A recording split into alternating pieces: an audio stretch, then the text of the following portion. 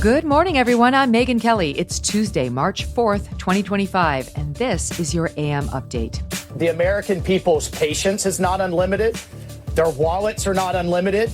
And our stockpiles and munitions are not unlimited. National Security Advisor Mike Waltz with a stark warning to Ukrainian President Volodymyr Zelensky as President Trump pauses all Ukraine funding until they commit to peace.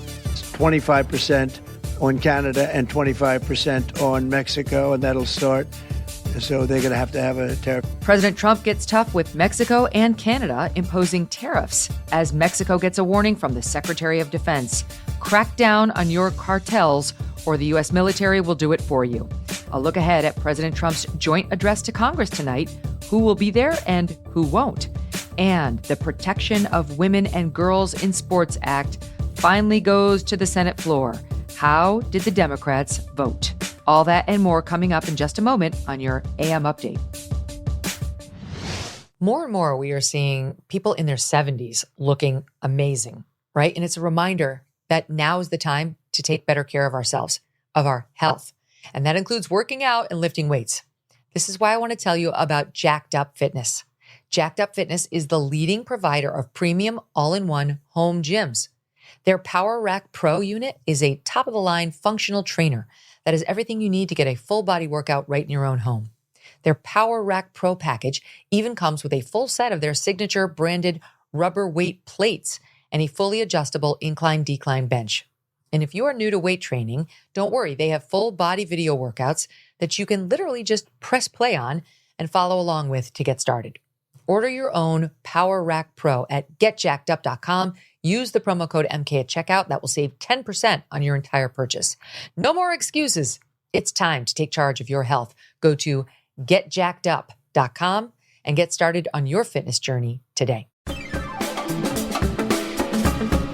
Western leaders appealed to the U.S. for backing on a peace deal as Ukrainian President Volodymyr Zelensky's latest comments further alienate President Trump.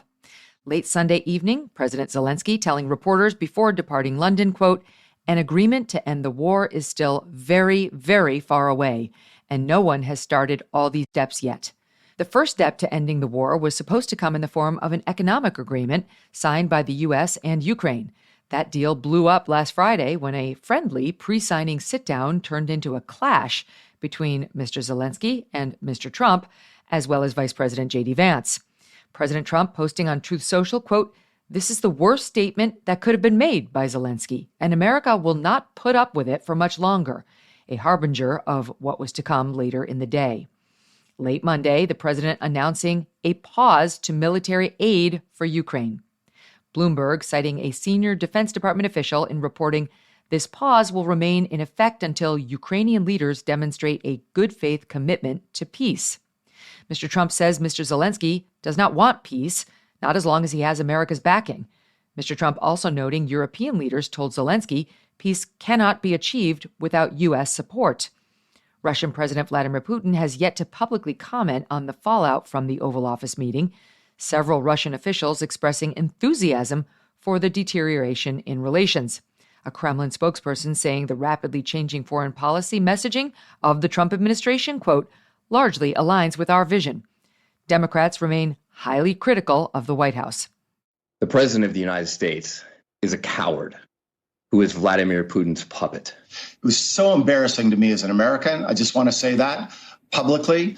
This is not the way our leaders have ever behaved. This was a setup for the cameras.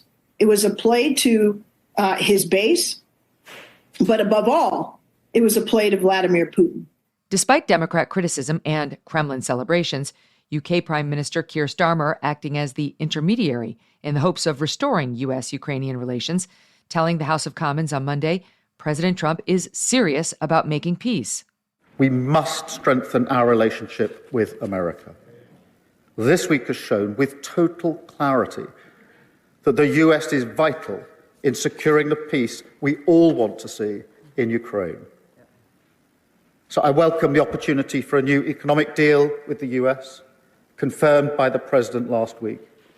I also welcome the President's continued commitment to that peace, which nobody in this House should doubt for a second is sincere.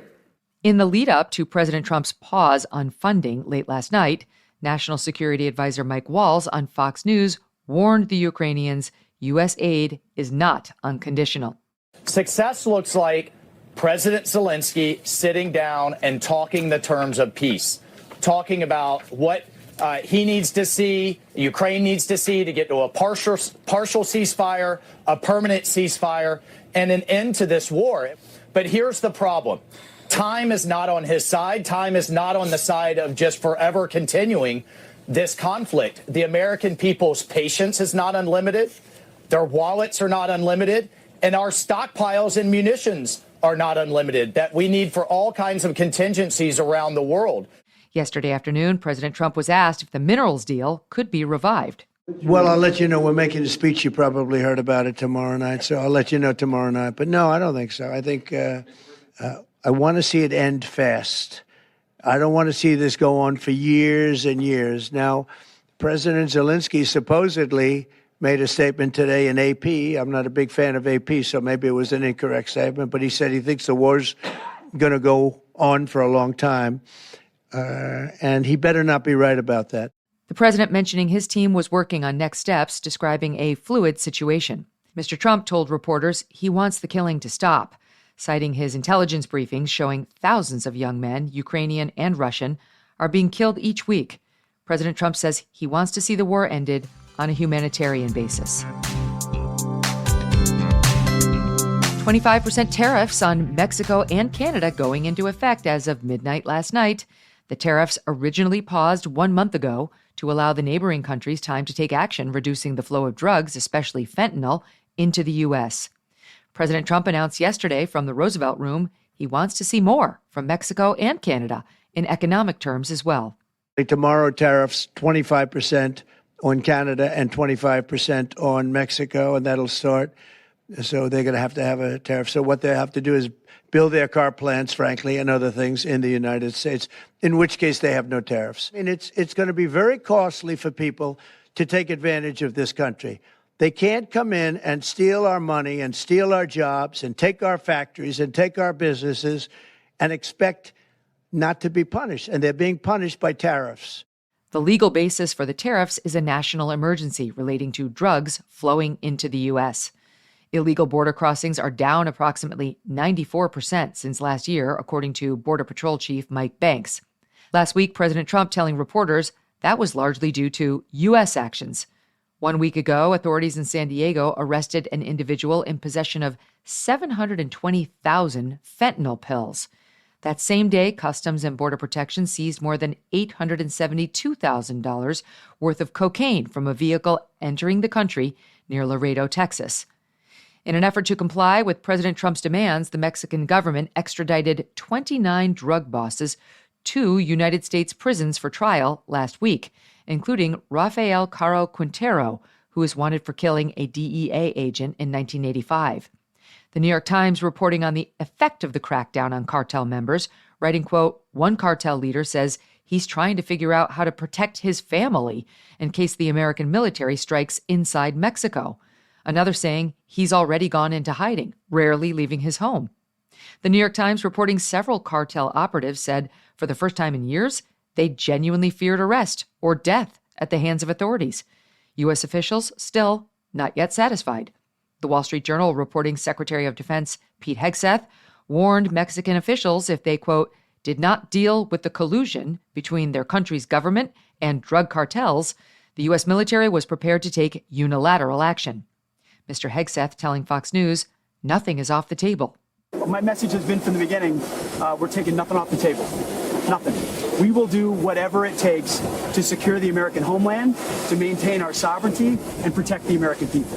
Does that mean you're ruling out potential strikes inside of Mexico on fentanyl labs that we know they exist, and we know where they exist? No, I don't think I ruled anything out. Anything's on the table. The commander-in-chief, ultimately, with my consultation and with the chairman and others, will make those determinations, but nothing's off the table. Our sovereignty will be defended. President Trump announcing a massive investment into the United States yesterday. Today, Taiwan Semiconductor is announcing that they will be investing at least $100 billion in new capital in the United States, you're probably talking about 25,000 jobs. And we thought it was very important, obviously business-wise, but we thought even in terms of national security to have this large percentage of the chips, semiconductors, and other things that they make the most important product, and not a product that you can really copy. Semiconductors are computer chips that power virtually everything in modern technology: cell phones, solar panels, medical equipment, air fryers, electric toothbrushes, practically anything you can imagine. The majority of the world's semiconductors are manufactured in Taiwan, especially the most advanced chips. If China were to invade the tiny island nation, an ambition its leaders have openly expressed, the global supply chain would fall into crisis. Taiwan Semiconductors moving some operations to the U.S. is seen as a critical step to shoring up U.S. defense capabilities. Coming up, President Trump's big speech to Congress and the drama surrounding it. And the Protection of Women and Girls in Sports Act finally got a vote. Did any Democrats step up to support it? All that and more in just a moment. You don't go out and buy a life jacket when the boat is sinking, and you don't buy gold when the economy has already collapsed. Clearly, others are heeding this advice as gold hit all-time highs already this year. It's not too late for you, too, and you could have Birch Gold help you diversify into physical gold. Birch Gold specializes in helping you convert an existing IRA or 401k in whole or in part into a tax-sheltered IRA in physical gold, and for no money out of pocket. One recent 5-star review said Birch Gold was, quote, knowledgeable, helpful, non-pressure.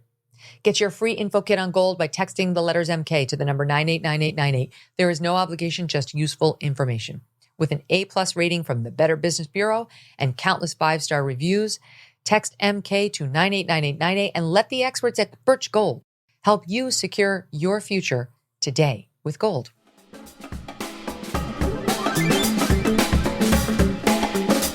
President Trump set to deliver a joint address to Congress tonight, the first such speech in a new administration, referred to as a joint address, not an official State of the Union address, because typically new presidents haven't had enough time to shape policy. Not quite the story of the second Trump administration. President Trump has signed 81 executive orders over the last 6 weeks, not to mention the Lake and Riley Act, far outpacing any other modern administration. President Trump posting to Truth Social early yesterday morning, "Tomorrow night will be big. I will tell it like it is." After his remarks from the Roosevelt Room yesterday on Ukraine, there is speculation on whether President Trump will announce a minerals deal. DOJ findings will likely get a lot of play: immigration, tariffs. The budget deadline is a week and a half away, too, and Congress is now weighing a continuing resolution to buy more time to negotiate the budget. President Trump is likely to call on Congress to work together to pass his tax promises for the American people, like no taxes on tips, no taxes on Social Security, and none on overtime. Some Democrats plan to boycott the speech. Here is Democratic Senator from Connecticut, Chris Murphy, on CNN. I think every Democrat needs to make up their own mind. I think that State of the Union speech is going to be a farce. I think it's going to be a MAGA pep rally, not a serious talk to the nation. Virginia Congressman Don Beyer also says he will skip the event, telling Politico, quote, "The notion of half my colleagues rising and standing, an enormous clapping for things that I think are terrible for the American people every couple of minutes will not be funny." Axios reporting nearly a dozen House and Senate Democrats say they are leaning toward not attending or remain undecided, including Senators Bernie Sanders and Elizabeth Warren. Democratic leadership encouraging all members to attend, suggesting they bring guests who have been hurt by the Trump administration, like fired federal workers. Speaker Mike Johnson, a Republican, inviting border czar Tom Homan as his guest, as well as Noah Argamani, a former hostage of Hamas. Speaker Johnson also inviting Olivia Hayes, a widow whose husband was killed by an illegal immigrant in a drunk driving incident. The president's remarks set to begin at 9 Eastern. Last night, Senate Majority Leader Thune brought the Protection of Women and Girls Act to the floor for a procedural vote. This was the vote that would decide if the Senate will have a substantive vote later on the actual bill. This procedural vote for cloture requires 60 votes to pass, meaning 7 Democrats would have had to join with Republicans to advance the bill to a real vote. The cloture vote came out to 51-45. Every single Democrat and both so-called independents, Senators Bernie Sanders and Angus King, voting against the bill, refusing to even allow a real vote on it. Shame on them. In the House, the bill passed by a slim margin, 218 to 206, just 2 Democrats breaking from their party to pass the measure, Congressman Henry Cuellar of Laredo, Texas, and Congressman Vicente Gonzalez of McAllen, Texas. The now defeated bill specified for athletic purposes, sex is solely determined by an athlete's biology at birth, something favored by 80% of the American people. It also would have amended Title IX to bar federal funding to any educational institution allowing biological males to participate in female sports. The legislation would have codified President Trump's executive orders on this subject into law. Without this legislation, President Trump's executive orders protecting girls' sports can be overturned with ease by a future administration.